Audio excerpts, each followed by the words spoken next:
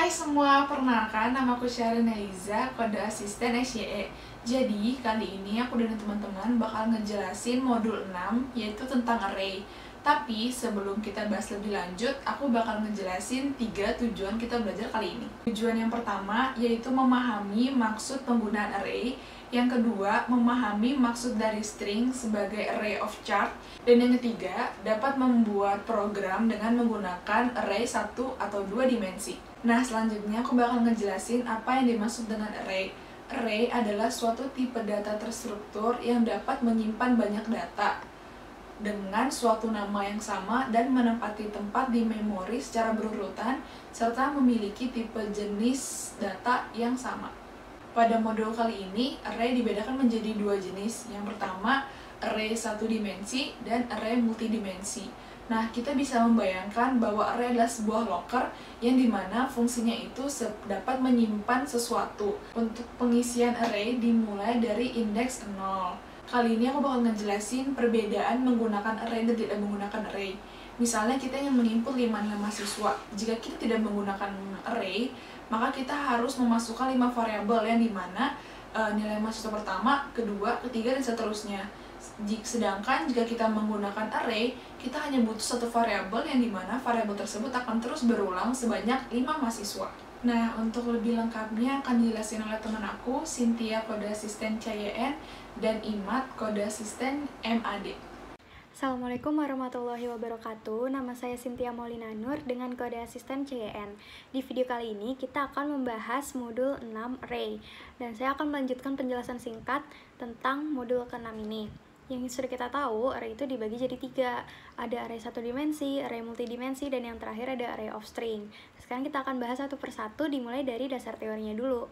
Array itu disebut juga tipe data terstruktur yang dapat menyimpan banyak data dengan suatu nama yang sama dan menempati tempat di memori secara berurutan serta memiliki tipe data yang sama. Nah, dari kalimat yang panjang ini kita bisa mempersingkat definisi array itu menjadi sekumpulan data yang bisa disimpan dalam satu variabel aja. Nah, kalau misalnya kita mau ngebayangin bentuk array ini, kita bisa samain dengan bentuk locker. Nah, tapi dari persamaannya ini kita juga punya perbedaannya. Kalau misalnya sistem penomoran locker itu selalu dimulai dari 1, misalnya kita punya ruangan locker itu ada 5, berarti kita akan menghitungnya dari 1, 2, 3, 4, dan terakhir 5. Nah, tapi beda dengan array. Kalau array sistem penomoran itu harus dimulai dari 0. Jadi kalau misalnya kita punya 5, kita akan hitungnya mulai dari 0, 1, 2, 3, dan terakhir 4. Nah, dalam array penomoran itu juga bukan disebut nomor, tapi disebutnya indeks. Jadi, kesimpulannya array itu selalu dimulai dari indeks 0. Nah, lanjut kita akan ngebandingin nih codingan kita kalau misalnya tanpa array dan dengan array. Nanti kita akan menemukan beberapa kelebihan dari pengamatan kita sekarang. Sekarang kita lihat codingannya, itu kita mau masukin nilai dari mahasiswa-mahasiswa sebanyak 5.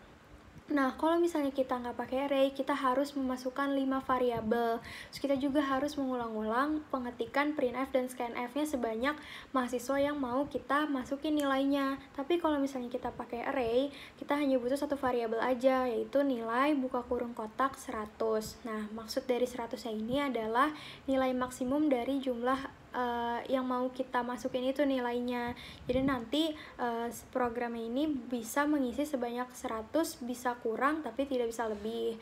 Nah, jadi kesimpulannya kalau misalnya kita pakai array, kita bisa dapat kelebihan, yaitu kita cuma butuh satu variabel aja.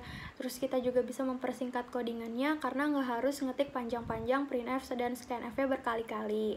Terus kita juga bisa meminimalisir kesalahan, karena kalau misalnya kita harus membuat atau membentuk banyak variabel baru, kita harus mengecek terus apa variabel yang kita mau itu udah dimasukin ke kamusnya apa belum. Nah, takutnya nanti ada juga yang lupa titik koma dan lain-lain.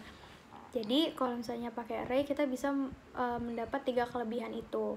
Nah, sekarang kita lanjut ke array 1 dimensi. Nah, pertama kita bahas dari deklarasinya dulu. Deklarasi array 1 dimensi itu selalu dimulai dengan tipe data, lalu spasi, nama variabel, buka kurung kotak. Nah, dalam kurungnya ini, itu adalah jumlah ukuran array-nya yang kita mau. Contohnya di sini ada integer A buka kurung kotak 100. Nah, berarti benar kayak tadi yang aku bilang, batas maksimal itu 100. Nah, tipe datanya apa aja yang bisa dipakai di array? Ada integer, ada float, double, char, sama tipe data bentukan atau struct.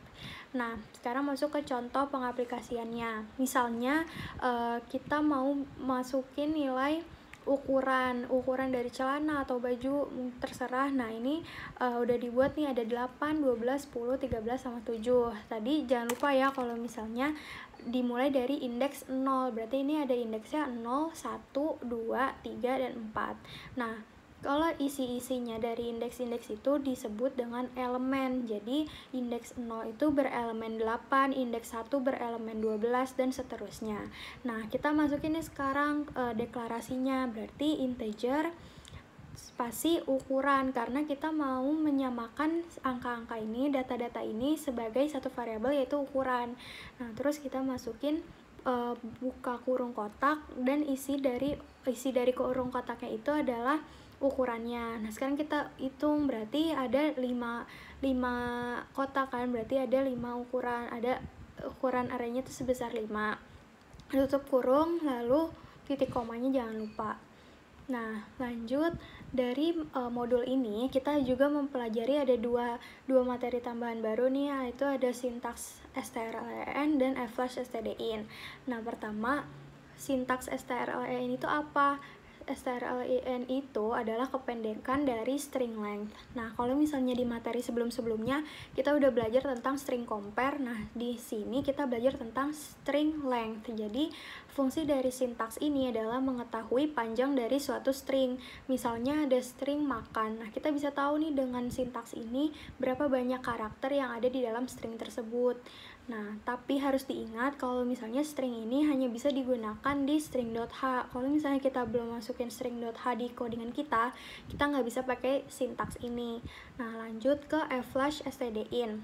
Nah, ini fungsinya sama dengan getchar. Kalau misalnya di codingan ini kita nggak pakai si flash stdin ini, fungsi gets yang ada di bawahnya itu nggak akan berfungsi atau nggak akan memasukkan nilai yang kita masukkan gitu. Jadi nggak akan ke proses di programnya. Nah, jadi fungsi dari flash ini untuk mengosongkan buffer input.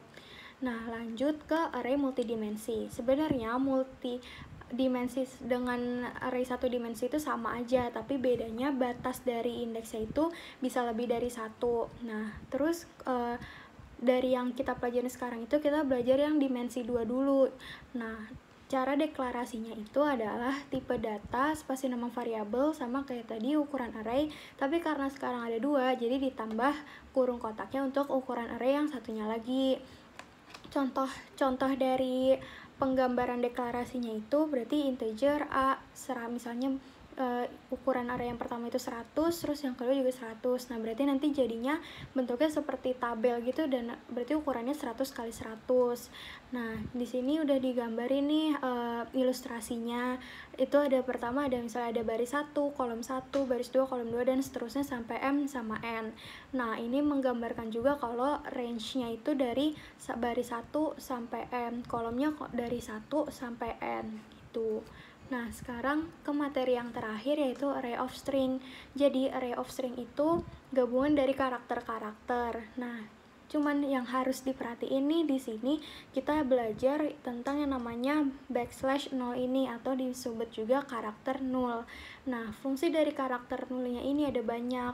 Yang pertama itu sebenarnya karakter null ini merupakan adopsi desain dari bahasa program sebelum bahasa C. Jadi kita bahasa C itu ngambil desain dari yang program sebelumnya gitu. Nah, terus yang kedua, mempermudah perhitungan panjang stringnya. Misalnya dengan adanya karakter null ini udah menandakan gitu kalau itu udah akhir dari stringnya. Misalnya Saleh, di belakang H itu udah ada karakter null ya, berarti itu pemberhentian stringnya. Nah, terus yang terakhir itu merupakan alokasi memori dari bahasa C. Baik, segitu saja penjelasannya. Akan dilanjutkan dengan codingannya. Terima kasih. Oke, kita masuk ke codingannya. Di sini kita mulai dengan array satu dimensi. Nah, di sini ada program tanpa array. Misalnya kita ingin membuat program input nilai 5 mahasiswa atau sekian mahasiswa. Contoh di sini kita input nilai 5 mahasiswa, maka kalau di tanpa array kita harus membuat 5 variabel, yaitu nilai 1, 2, dan seterusnya sampai 5. Nah, kita juga harus membuat codingan untuk input nilai sebanyak 5 kali juga, 5 kali scanf. Kalau mungkin hanya sekedar 5, tidak masalah dan gampang membuat codingannya, tetapi kalau misalnya sampai 100 atau ribuan mahasiswa, tidak akan efisien dalam membuat variabel dan codingannya. Jadi kita menggunakan array biar lebih efisien. Nah, ini contoh program dengan array, itu kita hanya memerlukan 9 baris saja.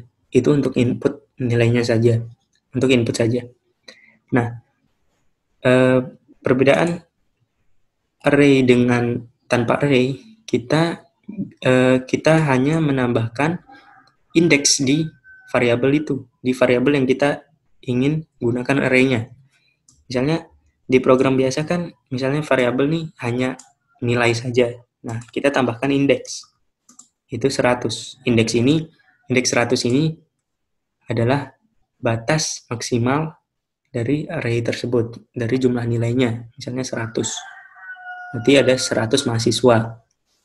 Nah, lalu di sini variabel i dan n digunakan untuk perulangan. Kita di sini menggunakan perulangan for. Lalu kita udah input jumlah mahasiswa, nanti akan masuk di sini. Nah, terus kita akan input berarti scanf dan masukkan ke variabel nilai. Sama seperti tadi, kalau misalnya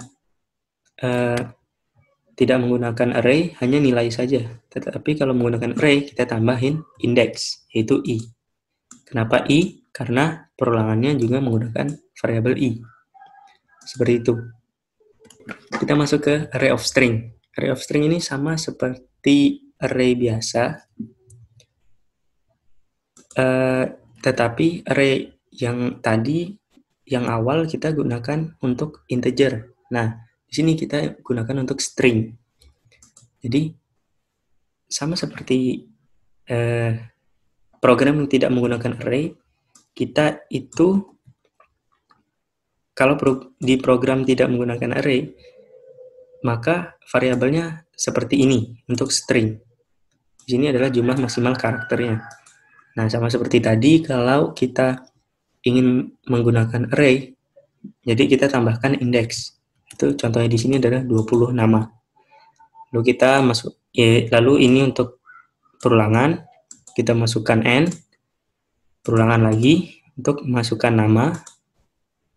Nah, di sini sama seperti tadi. Kalau tanpa array, kalau tanpa array kita get variabel saja. Tapi kalau dengan array, kita tinggal tambahkan indeks ke i. Di sini untuk inputnya, lalu untuk outputnya, misalnya kita ingin menampilkan apa yang telah kita input tadi, maka sama tinggal taruh variabel di sini aja. %s, nama i.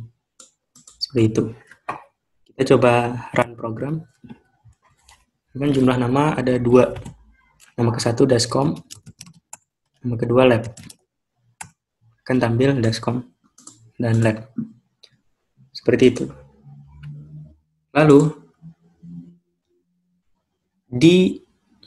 Lalu kita akan membahas tentang struct. Nah, struct ini ibaratnya kita punya kelas nih. Struct ini kita ibaratkan dengan kelas. Nah, misalnya di sini ada kelas A. Sebanyak 40 mahasiswa batasnya. Lalu kita akan menginput data berupa nama, NIM, dan nilai. Nah, karena di sini kelas, misalnya kita punya lebih dari satu kelas. Nah, di sini misalnya ada kelas B dan kelas C. Seperti itu. Contoh kita hanya menggunakan kelas A saja di sini. Sama seperti tadi. Nah, perbedaannya di sini adalah, perbedaan dengan struct ini adalah kita menggunakan array-nya di struct itu, bukan di variabelnya. Jadi variabelnya tidak menggunakan array, tidak ditambah indeks, tetapi struct-nya atau kelasnya yang kita tambahkan indeks, atau kita gunakan array-nya.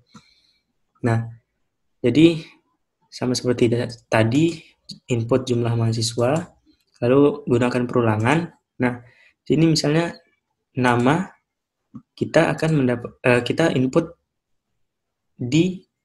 nama di kelas A indeks ke I. Seperti itu. Mirip seperti nama ke I. Tapi ini adalah nama di struct A indeks ke I. Sama seperti name dan nilai. Nilai di kelas di struct A, nilai ke atau ya indeks ke I. Seperti itu. Itu untuk inputnya, lalu outputnya sama seperti mirip seperti input, tinggal kita %s misalnya AI nama. Seperti itu. Kita coba run programnya. Banyak mahasiswa misalnya 2, nama dascom, NIM-nya 11, nilai 90, lab NIM 22, nilai 100. Maka akan tampil data tadi. Ini untuk struct. Lalu kita masuk ke array 2 dimensi. Array 2 dimensi ini mirip seperti array of string, tetapi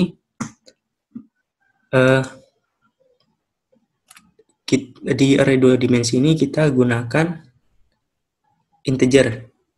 Contohnya kita gunakan integer. Nah, di kasus ini kita ingin membuat program penjumlahan dari 2 buah matriks. Jadi kita gunakan variabel matriks 1, nanti dijumlah dengan variabel matriks 2 dan menghasilkan matriks 3. Nah, di sini adalah kenapa indeksnya 2? Karena ini adalah array 2 dimensi. Di sini, dalam kasus ini, indeks pertama ini adalah untuk baris dalam matriksnya, lalu indeks kedua untuk kolom dalam matriksnya. Nah, variabel M dan N ini kita gunakan untuk jumlah baris atau M-nya, jumlah kolom untuk N-nya. Kita gunakan perulangan untuk matriks pertama. Perulangan pertama ini digunakan untuk baris. Untuk baris, dan perulangan kedua ini digunakan untuk kolom. Misalnya, di sini baris ke 0, kolom ke 0, nanti kita akan input nilai matriksnya misalnya 1. Lalu, di sini tetap 0, masuk ke J-nya jadi 1. Berarti baris ke 0, kolom ke 1. Kita inputkan nilai lagi. Lalu, karena di sini sudah mencapai batasnya, misalnya kita masukkan tadi baris dan kolomnya batasnya 2, atau matriks 2 kali 2, maka akan masuk ke perulangan baris lagi, yaitu barisnya menjadi 1. Begitu seterusnya. Nah, di sini untuk matriks kedua, di sini untuk penjumlahan program, codingan penjumlahan matriks di sini, matriks 1 tambah matriks 2. Lalu, di sini untuk menampilkan hasilnya, kita gunakan perulangan dalam perulangan lagi. Jadi semua di sini gunakan perulangan dalam perulangan. Kita coba run programnya untuk lebih jelas. Nah, di sini kita punya contoh program. Kita ada contoh matriks. Misalnya ini matriksnya. Matriks 2 kali 2, itu matriks pertama nilainya 1, 2, 3, 4, matriks kedua 5, 5, 5, 5, akan dijumlah, menghasilkan ini, 6, 7, 8, 9. Jadi, kita masukkan jumlah barisnya misalnya 2, matriks 2 kali 2, berarti kolom 2, matriks 1, isi baris 1, kolom 1, ini 1, masukkan 1, baris 1 kolom 2 2, baris 2 kolom 1 3, baris 2 kolom 2 4. Lalu matriks yang kedua 5 5 5 5. Dan akan tampil hasilnya adalah 6 7 8 9. Oke, sebelum mengakhiri video kali ini, ada soal yang harus kalian kerjakan, yaitu membuat program menggunakan array dan struct dengan input string sebanyak n untuk A. Mencari panjang string terpanjang, B. Mencari panjang string terpendek. Nah, untuk nim ganjil mengerjakan poin A, nim genap mengerjakan poin B. Contoh, input jumlah string n 4, string 1 hello world, string 2 dascom, string 3 looping, string 4 forever. Output atau output, panjang string terpanjang 11, panjang string terpendek 5. Nah, untuk jawaban tolong tulis di kertas dan diunggah dalam bentuk PDF ke bit.ly/tpdascom 2020. Nah, sekian video kali ini. Aku harap materi yang disampaikan cukup jelas dan bermanfaat untuk kalian. Sampai ketemu di video selanjutnya. Bye!